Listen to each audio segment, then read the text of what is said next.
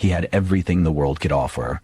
Towers bearing his name pierced the skyline of every major city. His signature scrawled across glossy magazine covers, whispered in financial circles, screamed in envy behind closed doors. But despite the opulence, he wrapped himself in like armor. Custom-tailored suits, diamond cufflinks, a car collection most museums would envy. He lived alone in a glass mansion that overlooked a city always begging for his attention. At 62 floors above the ground, the world looked silent, tamed. It was here, at the center of an empire built on tech, ambition, and an almost tyrannical pursuit of perfection, that Elias Mercier made every decision that shaped industries, predicted trends, and crushed competitors. Yet within those pristine walls there was one person who moved almost unnoticed, a ghost among marble floors and velvet curtains, a presence subtle enough not to disrupt the gravity of his world but steady enough to alter its orbit. Her name was Amara. She had not been born into luxury, nor did she aspire to it. Her hands were calloused from years of work, her dreams quiet and private. She was the kind of woman who remembered the names of every janitor, every delivery person, every receptionist in the building. The kind who took pride in folding towels into perfect thirds, who believed that even in a life of serving others, dignity could be a form of rebellion. When she came to work at Elias's estate, she was warned he was cold, distant, robotic, that his words were clipped, his demands ruthless, that he could fire someone for forgetting to arrange the books on his shelf by alphabetical order, or for leaving a single fingerprint on the silver doorknob to his study. But Amara did not flinch. She needed the job, yes, but more than that, she carried a strength within her, one that came not from shouting or dominance, but from the deep, unwavering stillness of someone who had known struggle and survived it, with her soul intact. She noticed things others didn't. The way his voice dropped just slightly at the end of the day, weariness seeping through like a leak in a dam. The untouched meals, the books open but never finished, the piano collecting dust in the music room that no one ever entered. She didn't try to speak to him unnecessarily, but she did what no one else dared. She left a fresh flower on the console table in the hallway every morning. Never in the same vase twice, never the same bloom. A silent offering, a reminder that even in a world of algorithms and asset portfolios, beauty could still be unexpected. At first, he didn't seem to notice. But then one day, weeks into the silent ritual, he paused in front of the flower, fingers hovering over the petal, eyes narrowed not in irritation but curiosity. He didn't say anything, but the next day, when the flower was a sunflower instead of a lily, he smiled just barely and walked away. The shift was imperceptible, like the seasons changing not with a bang but with a slow exhale. He began to linger in rooms she was in, not to speak, but to be near the quiet competence of her presence. Once she found him watching her, as she polished the edge of a marble countertop, eyes thoughtful, as if trying to decipher a puzzle he couldn't code his way out of. Another time she heard him humming to himself in the music room, dust wiped clean from the piano keys. He didn't play, not yet, but he touched the ivory like someone remembering an old dream. Their first real conversation wasn't about love or life, it was about coffee. He had asked her one morning what blend she used for the staff kitchen. She thought it was a complaint. Instead, he nodded after her answer and said, "It's better than what my personal chef makes." "That's unfortunate." She had laughed, softly, unexpectedly, and something in that moment cracked open between them. It was not love at first sight. It was respect at first recognition. And over time, that respect grew roots, wrapped itself around stolen glances and shared silences, until something else bloomed. One night during a thunderstorm that swallowed the city in flashes and echoes, a power outage silenced the mansion's endless hum. Amara was lighting candles in the hallway when she found him there, barefoot and unguarded, staring out a rain-streaked window like a man watching a memory return from exile. She offered him a candle. He didn't take it at first. Instead, he asked her, "Were you ever afraid of the dark?" It was a strange question, especially coming from him. But she answered honestly, "Only when I didn't know who I was with." There was no poetry in her voice, just truth. And in that moment he realized how lonely a man could be, even in a house full of people. How cold success felt when you couldn't share it with someone who saw you. Not your empire, not your net worth, just you. It wasn't scandalous, not at first. They were never seen holding hands, never touched in public. But rumors, like vines, crept in anyway. Staff whispered about candlelit conversations and unexpected laughter echoing from the library. Some were uncomfortable, others intrigued, a few quietly hopeful. But Elias didn't explain himself, and Amara never sought to correct or confirm. What they were building was not for the world to understand yet. It wasn't built in grand gestures, but in moments. A scarf, folded neatly on a rainy morning. An extra slice of cake, saved in the fridge. A shared silence by the fountain that stretched without awkwardness. He began inviting her to dinners, not as staff, but as company. The first time she wore a simple blue dress that she had owned for years, one she had sewn herself. It had no designer label, no glitter. But when she walked into the room, Elias stood, not because protocol demanded it, but because reverence did. She wasn't beautiful by magazine standards. She didn't have the gloss or artifice of socialites who'd tried to capture his attention before, but there was something in her eyes, in the quiet intelligence of her smile, that rendered all others forgettable. He asked her about her past, and she shared only pieces. Enough to paint a portrait, but never the full canvas. She told him about her village, her mother's humming while cooking, her father's weathered hands. She didn't speak of hardship to gain pity, but because those memories were part of her backbone, and he listened like each word was a jewel being unearthed. As their bond deepened, others began to notice. His board members, used to his sharp pragmatism and emotional distance, were surprised when he paused mid-meeting to take a call. They were stunned when he rescheduled a merger negotiation to attend a staff birthday party. A party Amara had planned. The changes weren't drastic, but they were seismic in what they represented. He smiled more. He walked slower. He remembered birthdays. It was as though love had rewired him, not made him softer, but made him fuller. He was no less brilliant, no less exacting. But now there was a layer of warmth beneath the steel. Still, not everyone was pleased. There were murmurs in the press when photos began to leak, candid ones, never posed. Elias walking beside a woman who was not draped in diamonds but in authenticity. Headlines questioned her past, speculated on motives, spun tales of ambition and manipulation. They painted him as vulnerable, suggested midlife desperation, called it a scandal. He didn't respond to any of it, neither did Amara. They let the media tire itself out, knowing that no headline could describe what was real. But behind closed doors, he held her hand more tightly. Behind curtains, she whispered truths into his ear that no one else dared say. They were not immune to judgment, but they were immune to its poison. He proposed not with a grand gesture, but in a moment of quiet honesty. They were walking in the garden she had redesigned, the roses blooming under the dusk sky. He stopped beside a bench they often sat on and said, "I never believed in destiny, but I believe I was meant to meet you." She didn't cry. She didn't gasp. She simply nodded, and in her nod was a lifetime of yes. They married without extravagance, though Elias could have bought an entire island for the event.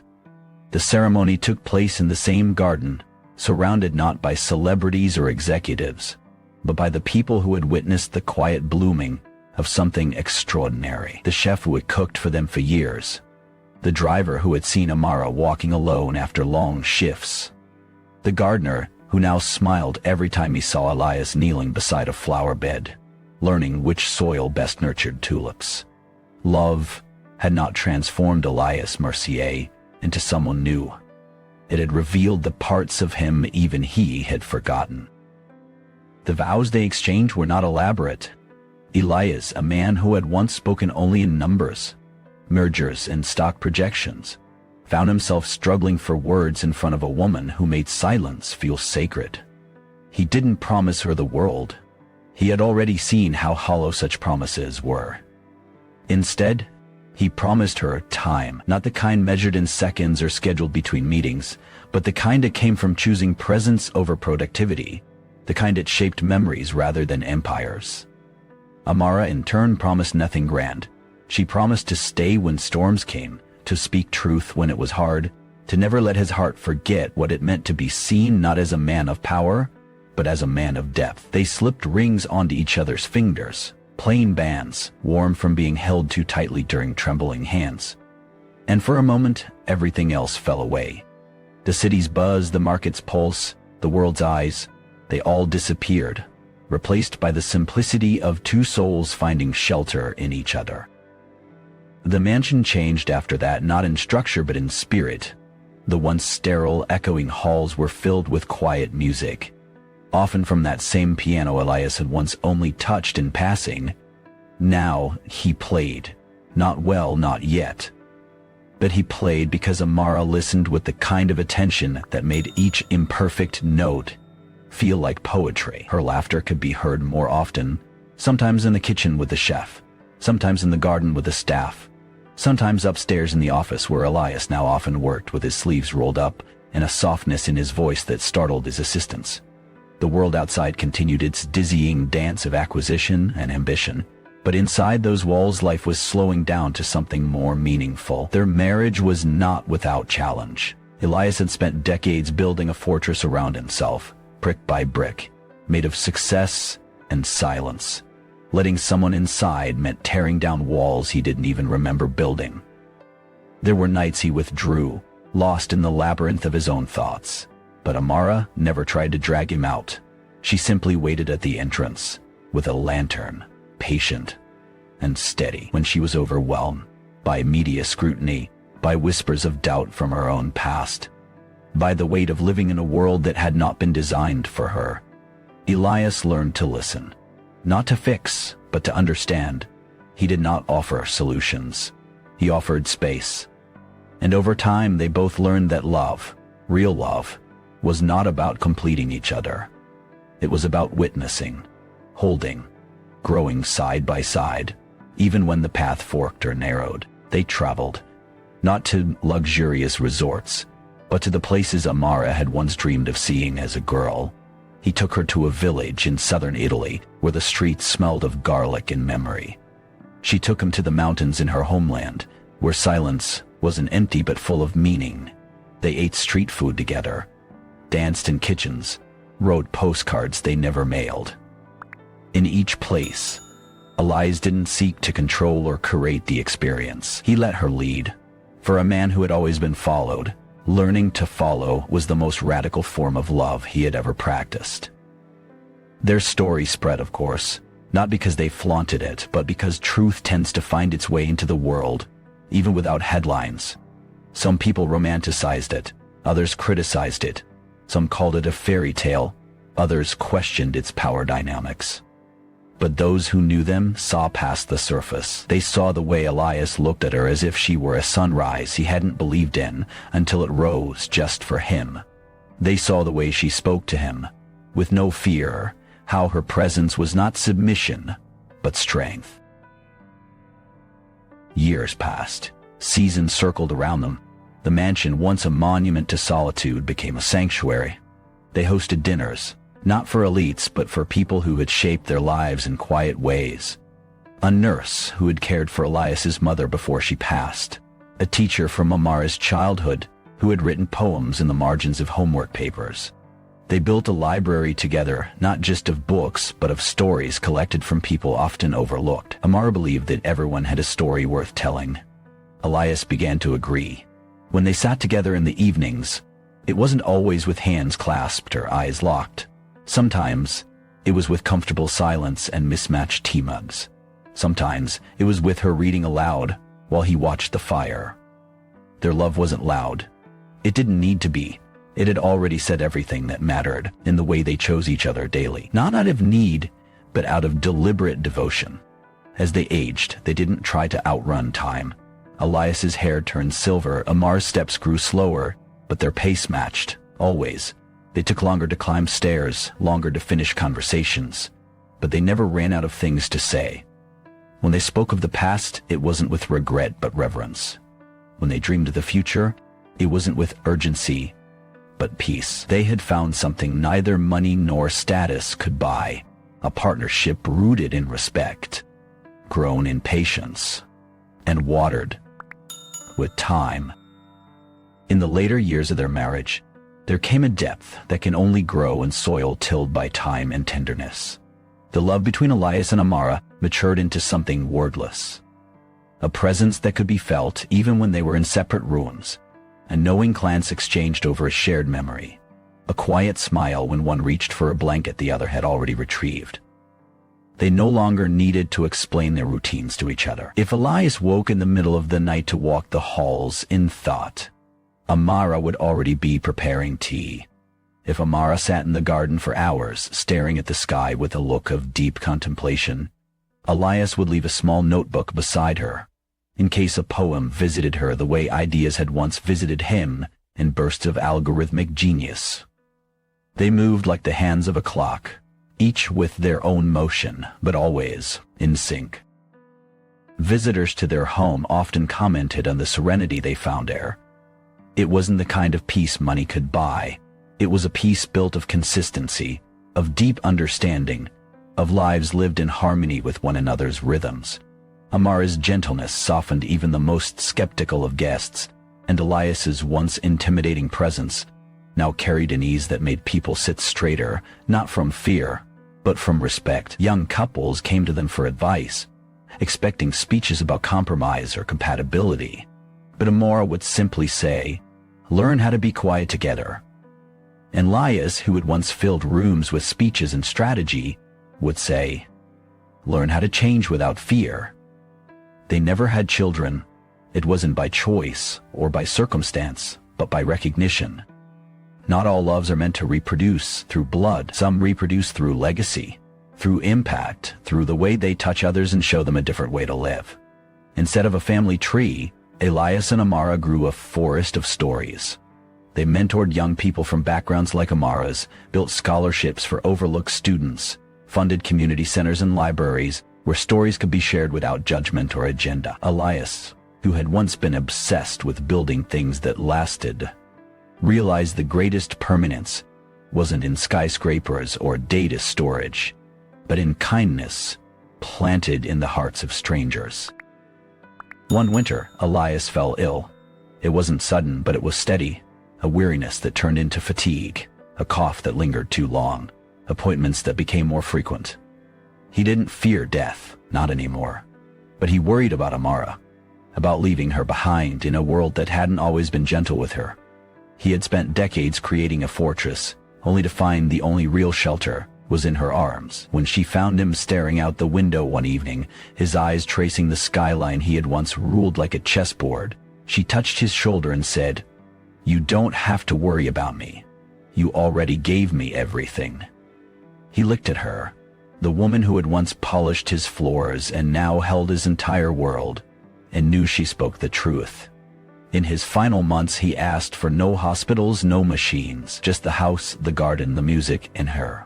She read to him each night, sometimes novels, sometimes old love letters he had written but never sent, sometimes the stories of strangers who had written to thank them for what they'd done. The world outside continued to spin. Stock markets rose and fell. New billionaires rose from digital platforms and collapses. But Elias's world had shrunk into something sacred and quiet. In that space, there was no fear, only gratitude. When he passed, he was not alone. He was holding her hand. His last words were not grand or poetic, but they were honest. "You taught me how to live." Amara did not weep in public. She did not become a symbol or a headline. She became something far more powerful. A woman who had loved and been loved without conditions, without performance, without apology. She stayed in the house for several more years, not because she couldn't leave, but because she wanted to honor the life they had built. She turned one of the wings into a writing school. She planted trees in the garden where their initials were carved into a bench. She kept the piano polished, though she never learned to play. And every morning she placed a flower on the same hallway table, just as she had in the beginning. Not for Elias anymore, but for herself as a reminder. As a ritual, as a quiet celebration of the extraordinary love she had once believed was only meant for other people. People often asked her, later in life, how it felt to have married a billionaire. She would smile, kind but firm, and say, "I didn't marry a billionaire. I married a man, and he married me, not because of what I lacked, but because of what he found." Her story became one told in quiet corners, in classrooms, in whispers between lovers wondering if they too could find something real. And her presence, even in old age, carried that same calm strength that had once drawn Elias Mercier out of the prison of his wealth and into the freedom of love. In the years that followed Elias's passing, Amara's life was lived in a way that defied the expectations others placed upon widows, especially those who had once lived in the shadows of a man so profoundly prominent. There were many who assumed she would retreat, that without the gravity of his presence, she would fade back into quiet obscurity, but they misunderstood the nature of her existence entirely. Amara had never been a woman who stood behind someone else's light. She had always carried her own, soft and steady, and now that she no longer walked beside Elias, that light only grew more visible to the world. She was no longer the servant turned wife in people's eyes. She was Amara Mercier, a woman whose compassion had reshaped a man, and through that transformation, shifted the way others viewed love, power, and worth. She never changed her name legally. She never needed to. To those who mattered, the bond was unbreakable and labels were irrelevant. Her wealth was now vast, unimaginable by the standards she had once known, but she treated it like water, something to nourish where it was needed, never something to hoard. She lived simply, choosing to keep many of the house staff employed, not out of obligation, but because they had become family. Many of them had been with Elias long before Amara, and over the years she had come to know their stories, their children's names, the kind of future they hoped for. She ensured those futures were supported in quiet, powerful ways. Tuition paid anonymously, family members offered jobs, homes repaired without ever being asked. She believed wealth should move, not sit still and rot in vaults. Her days became a blend of ritual and spontaneity. Morning walks through the garden, tea on the terrace, letters written longhand to strangers whose lives had crossed hers through the foundation she'd created in Elias's memory. The foundation wasn't named after him, though, nor her. It was named for a flower, the Wild Violet Initiative, because that was the bloom she had placed on the hallway table the first day Elias ever noticed. It was a symbol not of money or legacy, but of unnoticed beauty, thriving in impossible places. Under her guidance, it grew into a global organization focused on storytelling, education, and support for women from undeserved backgrounds. Not just scholarships, but mentorship. Not just donations, but dialogues. She believed in listening as a revolutionary act. When asked to speak at events, something she initially resisted, she found herself not nervous but protective. She wasn't interested in being a spectacle, and she refused to be romanticized. Her speeches were quiet, powerful, stripped of drama and ornament. She spoke in the same voice she'd used when folding towels, when setting out flowers, when telling Elias that she saw him. She spoke of the unseen, the dismissed, the underestimated. She spoke of dignity in work, of love not being a ladder, but a mirror. "People think I was lifted out of my old life," she once said in front of a packed auditorium. But the truth is, Elias wasn't lifting me up. We were reaching toward each other, both of us climbing out of loneliness. I just happened to see something in him before he saw it in himself. There were those who tried to twist her story into something else, who wrote articles that framed her as a clever manipulator, a woman who must have played a long game. But the more they tried to distort the narrative, the more the truth shone through. It was in the way people who had met her spoke of her. It was in the handwritten responses she sent to students who wrote to her in desperation. It was in the continued silence with which she lived, never seeking fame, never claiming superiority, just presence. Steady, real presence. She didn't remarry. Not because she didn't believe in love again, but because what she had shared with Elias had been complete. Not perfect, not without its trials, but whole. Sometimes in the evenings she would sit at the piano and run her fingers over the keys. Not playing, but remembering the way Elias had. Other times she would sit on the bench in the garden and read aloud to no one in particular. People passing by would pause, unsure whether to interrupt or to simply let her be part of the scenery. A woman in the twilight of her years, still blooming in her own gentle way. As the world changed around her, technology advancing, buildings rising higher, currencies going digital, Amara remained grounded. She did not reject progress, but she remained skeptical of anything that promised connection without vulnerability. She once told a group of young developers pitching her a virtual empathy simulator, "Don't code your way around humanity. There's no shortcut to understanding someone else's pain. You have to sit with it. And sometimes you have to let it change you." When illness finally came for her, it did not catch her by surprise. She had lived long enough, loved hard enough, and given so much of herself that there was no room left for fear. She faced it the way she had faced everything else in her life, with calm, quiet strength. She asked to be taken home, to her garden. She asked for no headlines, no dramatic tributes, just music, just flowers, just peace. And when she passed, she was alone, only in body.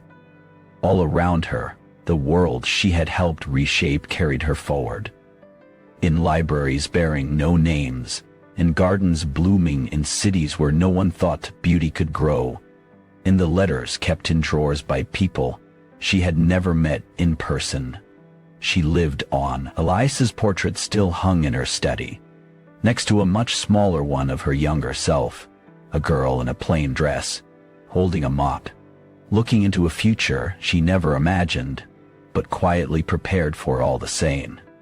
Their love story became something passed on not through tabloids or cinema, but through whispers and retellings in coffee shops, in classrooms and corners of the world where someone was still waiting to be seen. And in those moments, when someone found the courage to love without condition or to stand tall in their stillness, Amara's story breathed again. After Amara's passing, the house did not fall into disuse, nor was it sold off as so many expected. Instead, it was transformed in accordance with her final wishes, not into a museum or a monument, but into a place where people could still gather, still learn, still rest. She had left detailed instructions, handwritten in her steady, neat script, that no marble statues be erected, no plaques fastened to walls, no velvet ropes cordoning off memories. "Let it live," she wrote. "Let it breathe." And so it did. The study remained filled with books, the piano with notes from visiting musicians who played quietly in her memory. The garden, now tended by apprentices of the very gardener who had once worked beside Elias, became a sanctuary for reflection. It wasn't grand in a traditional sense, but it was rich with a peace that people traveled long distances to feel. Stories continued to circulate, but no longer in the form of gossip or speculation. Now they came as recollections from the people she had touched. A housekeeper from a different estate remembered the time Amara had written her a letter of recommendation, so powerful it had changed her life.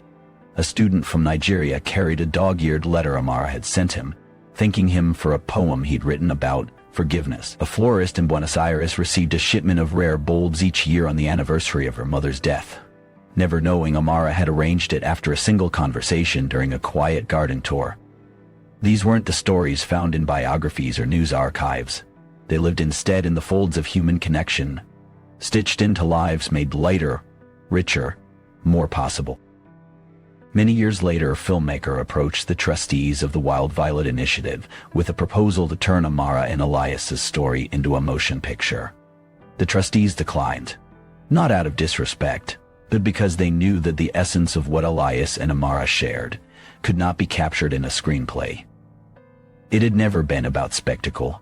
It had always been about the small private truths people miss when they're looking for fireworks. The foundation continued quietly, creating spaces where unheard voices were amplified and supported. Young people were taught not only how to speak but how to listen, how to witness others without agenda, how to offer kindness without expectation of return. These were the values Amara had carried long before she'd ever walked the floors of a billionaire's mansion. In a quiet archive on the second floor of the house, kept behind a plain wooden door, lay their letters, hundreds of them. Elias had begun writing to Amara shortly after their marriage, even though they lived together. He would slip the folded notes beneath her pillow, leave them tucked into pages of books she was reading, or fold them into napkins at breakfast. She responded in kind. Not always in words, sometimes in small sketches, pressed leaves, a ribbon tied around a spoon with a line of poetry scrawled on it. These letters were never dramatic or overly sentimental. They were gentle, sometimes humorous, always full of the deep knowing that comes only with shared life. Those who read them under special permission found themselves changed. Not because the letters were profound in a literary sense, but because they were profoundly real. They contained the language of partnership, of learning to be vulnerable without fear, of finding a mirror and a refuge in another human being. One of the most quoted lines from Elias's letters came from a note he wrote shortly before his health began to fail. It simply read, "You never tried to save me. You reminded me I could choose to live." That line would later become a quiet motto for the foundation. Not printed on merchandise or banners, but shared in small circles, whispered into moments of crisis. Offered like a balm, it became the thread that tied so many disparate stories together. People who had once felt unseen, unheard, unworthy, and who now stood in their own light. The longer their story endured, the less it became about the disparity between wealth and poverty, or power and servitude. It became about the space that exists between two people, and what is possible when that space is filled with honesty. It was about how one life can nudge another into awakening, about how love, in its quietest form, can be the most transformative force on earth, and about how transformation does not always arrive through a burst of lightning, but sometimes through a flower placed on a hallway table, or a cup of coffee brewed without being asked. Even after the direct memories faded, after the last of the original staff passed on, after the programs expanded beyond what Amara herself could have imagined, the spirit of their connection lingered. People could feel it in the rooms, in the air, in the way volunteers spoke to one another, in the way administrators paused to listen before speaking. Love, when it is real, when it is nurtured through patience and care, has a way of echoing far beyond the moment in which it was first born. And this love had not just echoed, it had resonated across cities and continents, into the quiet corners of lives still being shaped. To some, theirs was a love story, to others a fable. But for those who understood, it was a testament, not to the possibility of fairy tales, but to the possibility that even the most unlikely connection, when tended with respect and courage, could become a revolution of its own kind. Elias and Amara had changed each other, yes, but in doing so, they had given others permission to believe in something rare, that they too were worthy of being known deeply, seen clearly, loved without conditions. And so the story never truly ended.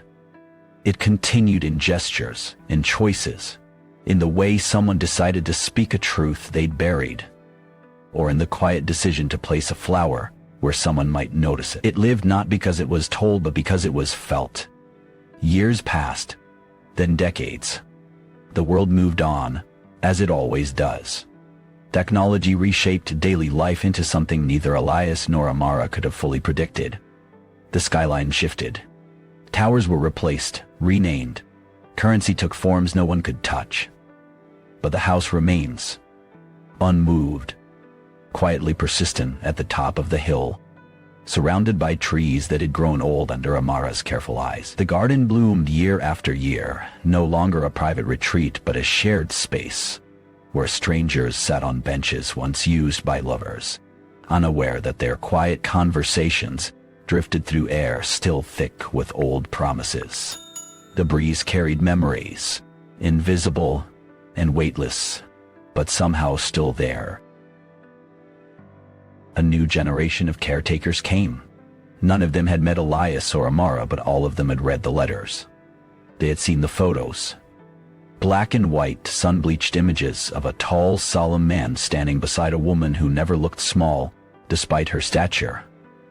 They listened to the stories told by older mentors who had once served in the kitchen or planted the first trees that now shaded the stone path. These stories weren't passed down like historical facts. They were whispered like prayer, told not in lecture halls but over cups of tea, beside fires, under stars. And they became the compass for how the space was kept. No one sought perfection in the house. There were smudges on doorknobs, books read so many times their spines collapsed, floors that creaked and walls that carried echoes. It wasn't a museum, it was a living thing.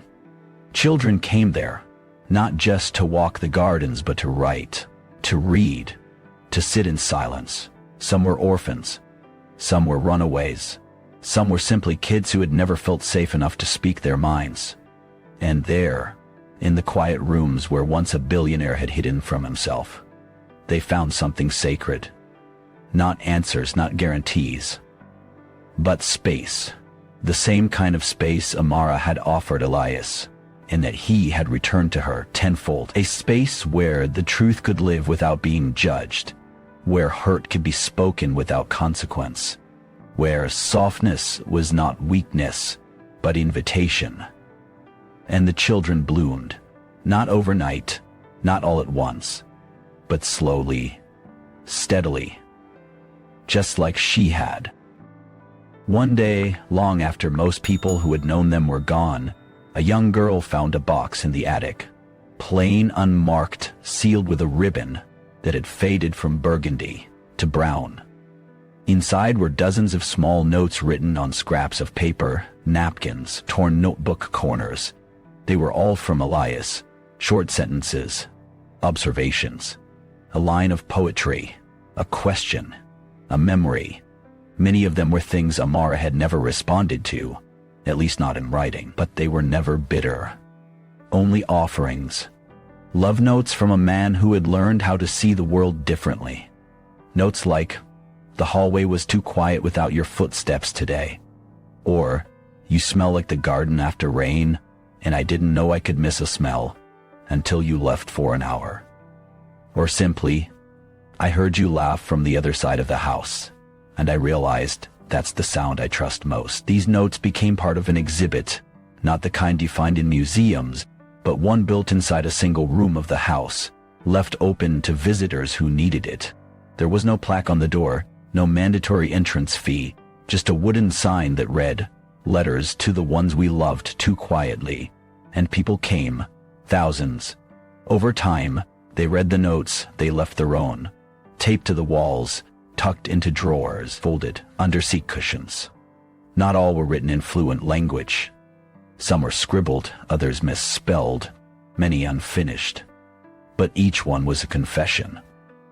A whisper, a fragment of heart, left in a space where judgment did not follow. Somewhere in a journal once kept under Amara's side of the bed, a line had been underlined twice. It read, "Love does not need to be perfect. It only needs to be chosen, over and over, without performance." That line became the unofficial ethos of the house. Volunteers were trained in gentleness. Visitors were reminded not to treat the place as sacred because of who had lived there, but because of how they had chosen to live. The story was never printed in textbooks or taught in schools, but it endured through living, through doing. And then, one spring, an older man arrived, gray, hunched slightly, carrying a notebook filled with poems. He had never met Elias or Amara, but he had been one of the scholarship students funded in the early years of the foundation. His poem, once sent in hope and never expecting reply, had been the one Amara had personally responded to. Her note, only a paragraph long, had changed the direction of his life. He had carried it with him through failed marriages, through depression, through years of doubt. Now, retired and newly widowed, he came to leave that letter behind. Not because he no longer needed it, but because he wanted someone else to find it. Someone younger, someone lost. And so he placed it in a drawer, in the letter room, next to a flower he picked from the garden, a violet. The room filled, as it always did, with the weightless presence of something invisible. The past, the story, the feeling that somewhere in the quiet, a man and woman who had once passed each other like strangers in a hallway, who had defied the odds and refused to let the world define the depth of their hearts, were still watching, still witnessing, still loving. Because that is how stories survive, not through spectacle but through the way they make us choose differently, through the way they teach us to listen, through the way they turn simple things, like a flower on a table, or a word left unsaid, into sacred reminders of what it means to belong to someone, and to ourselves.